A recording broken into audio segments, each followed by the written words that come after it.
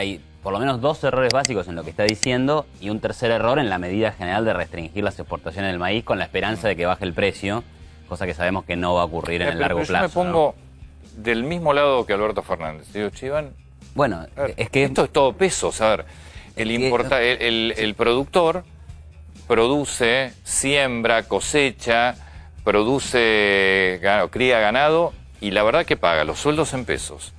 Paga la nafta en pesos. Sí, el gasoil en pesos, las boletas de luz, los impuestos, todo pesos. El alimento de los animales, si es un feedlot, lo paga en pesos. Si no, es el campo y está a cría de pasto. Y es todo pesos. En ningún momento el productor tiene que salir a pagar dólares. Entonces yo te pregunto lo mismo que pregunta Alberto Fernández. ¿Me explicas? Y encima el presidente dice... Y las tarifas están congeladas, o sea, no, bueno, ahí se equivoca, yo le estoy haciendo el favor. Sí, no, pero igual ahí se equivoca porque dice que hace como 3 años que no le aumenta la tarifa, cosa que ha aumentado, sí. Pero en este último año, desde marzo de 2019, sí, pero habla de varios las tarifas años, congeladas.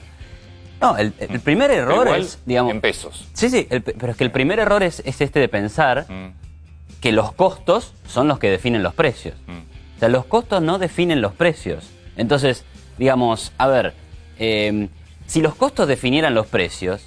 Ninguna empresa quiebra. O sea, ¿cuáles son tus costos? 20. ¿A cuánto vendés? A 25. Sí, y tus costos son 40. ¿A cuánto vendés? A 45. Y ya está, ¿no? En definitiva, el bolsillo del consumidor tiene un límite. Y el precio lo pone la demanda. Y cuando hay una demanda mundial, entonces todos los consumidores del mundo estamos compitiendo contra otros consumidores del mundo. Entonces, el primer error es ese, pensar que los costos determinan los precios. No, son los precios que las personas están dispuestas a pagar lo que definen si algunas empresas entran a ese mercado o no entran a ese mercado, digamos, nada más. Y en ese mercado va a haber empresas con costos más altos, otras con costos en el medio y otras con costos más bajos, ¿sí? Algunas tendrán más beneficios, otras tendrán menos beneficios. Y van a entrar empresas hasta que ya no sea rentable entrar en ese negocio. Eso es lo que define el precio. Cuántas empresas o cuántos productores van a entrar a producir, ¿sí? Te define en cuánto costo vas a incurrir. Sí. Punto, ya está. Entonces, no es al revés. Y cuando vos pensás que las cosas son al revés, terminás en esta idea de voy a controlar los costos para bajar los precios. Bueno, y entonces restringís el sector energético y demás. Yo te voy a ir interrumpiendo. Sí, no, perfecto. Pero segunda cuestión, estos son lo que se denomina productos transables. O sea, productos que se comercian en mercados mundiales. O sea, no es como el peluquero que solo puede trabajar, ni siquiera te diría en Argentina, solo puede trabajar en el Buenos Aires. Y solo puede trabajar casi que en el barrio en el que se mueve, porque imagínate que lo llaman de Santiago del Estero y dice, che, ¿me venís a cortar el pelo a las 5 de la tarde? Y no voy a poder. No. Entonces eso no es comercializable entre diferentes zonas del mundo. Pero una tonelada de maíz, sí. Entonces vos la vendés en Argentina, la vendés en Brasil o la vendés en Estados Unidos. Y bueno, ¿y ahí qué tenés? Una demanda mundial y una oferta mundial. Y tiende, lo que no quiere decir que vaya a ser el mismo precio en todos lados, como acabamos de ver con la carne, pero tiende a haber un mismo precio.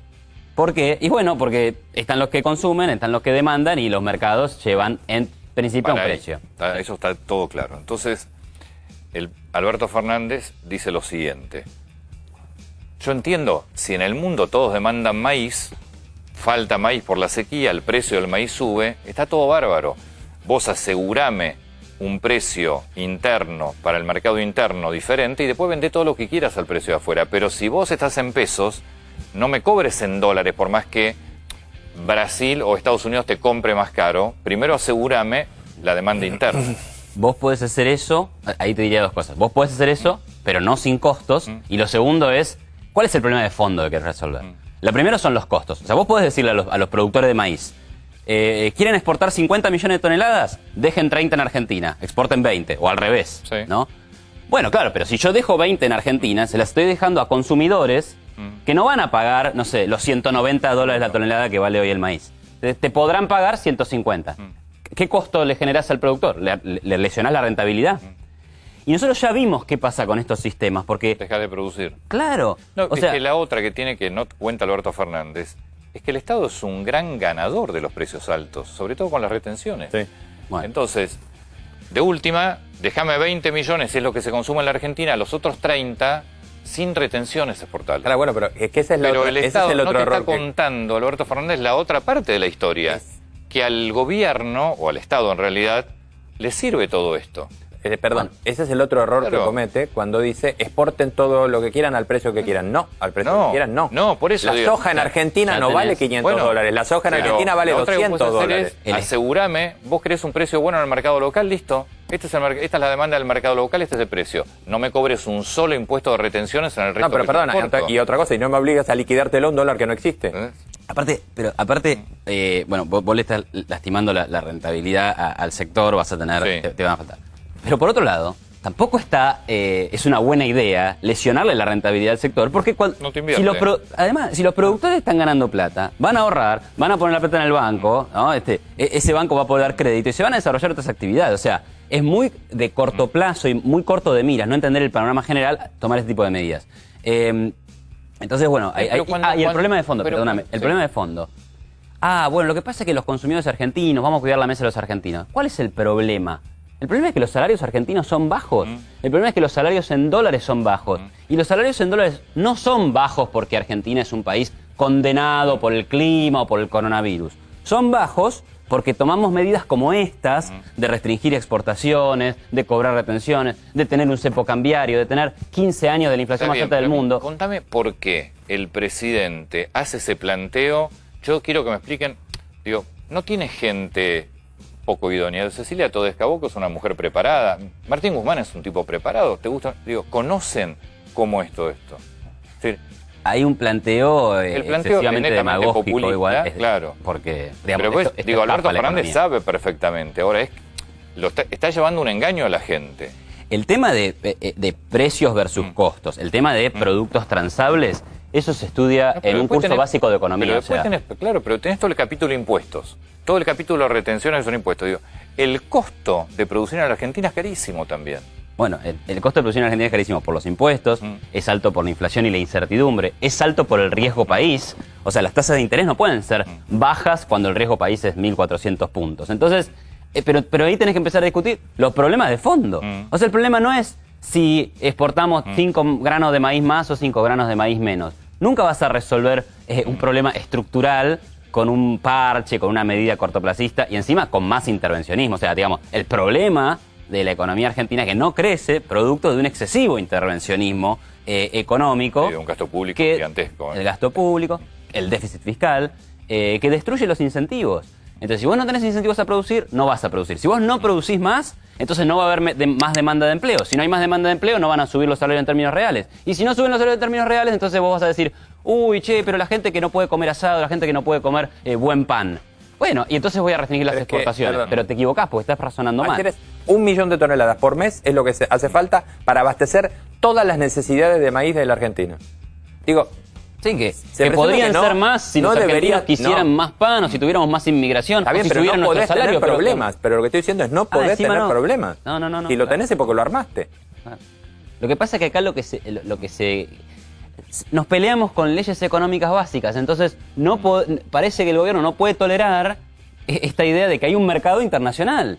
Y entonces, a ver, si yo soy un productor de lo que sea y un argentino me quiere pagar 10 y un cubano me quiere pagar 12, cosa imposible, porque los cubanos en este caso nunca van a pagar más que los argentinos, los salarios son muy deprimidos allá, pero bueno, supongamos que un chileno me quiere pagar 12, en la medida que los costos de transacción para mí me justifiquen poder vender a 12, porque seguramente tenga que moverme un poquito más lejos hasta Chile, bueno, voy a vender a 12. Y así es como se van fijando los precios. El gobierno conoce muy bien el mercado internacional, porque cuando el barril de petróleo estaba bajo, salió a poner un barril de petróleo alto para sostener la producción. O sea que... Por eso hay una obsesión con este tema de que no se paguen nunca los precios internacionales.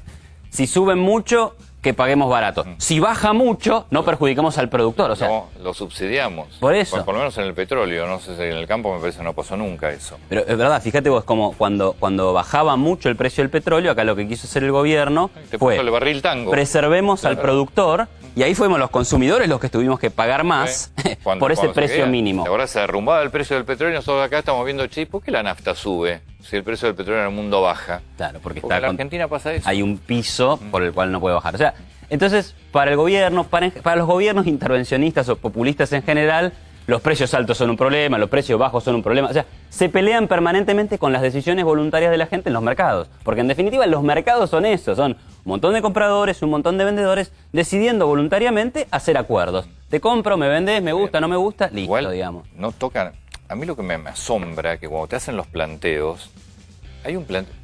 Este año está proyectado 50% de inflación. O sea, ¿qué parte no entienden que este es el centro de los problemas de la Argentina? Y el Banco Central, que yo la verdad me animaría a decir que es uno de los peores gestiones del Banco Central de los últimos 20 años, y mirá que ha sido mala, lo que está haciendo, en lugar de pensar en cómo bajar la inflación, ahora acaba de prácticamente prohibir determinadas importaciones, porque a aquellos que importen... Sí, pero el producto suntuario. Sí, sí, si por a vos eso. te faltan dólares, por lo menos... Pero es que eso de, viste, te faltan dólares. No faltan dólares. Lo que falta son dólares a precios de 80, que son los precios que pone el gobierno arbitrariamente, Sí. pensando en toda esta idea de los costos, los precios. Entonces, entonces básicamente prohibieron determinadas importaciones. ¿Eso tiene un efecto macroeconómico importante? No. Pero lo que quiero decir es, no están pensando en los problemas en serio que tenemos, que son un cepo cambiario, que no tiene nadie en el mundo, y una inflación. Digo los problemas que tocan al Banco Central nada más, ¿no? No hablan ni de cómo bajar la inflación, ni de cómo salir del cepo cambiario. Entonces, ¿en dónde estamos? ¿Qué película está viendo el Banco Central? Ahora, vos recién nombrabas, no hay dólares 80, es cierto, 88, no sé cuántos son dólares 90, ahora. ya no sé. 88. Ahora, obviamente si vos querés dólares, seguramente 140 debes tener. ¿Qué hace con los precios? Si ya como está, hay un 50% de proyección de inflación. Sí, ese 50% de proyección de inflación... Y después, déjame terminar, y Sí. después, es cíclico esto, porque si vos no haces las reformas de fondo, seguís siempre buscando el mercado, la paridad cambiaria como factor de ajuste, pero dentro de 2 años, 150, una vez te va a quedar atrasado otra vez, porque como seguís gastando más de lo que podés gastar, tenés una administración pública desmedida, entonces...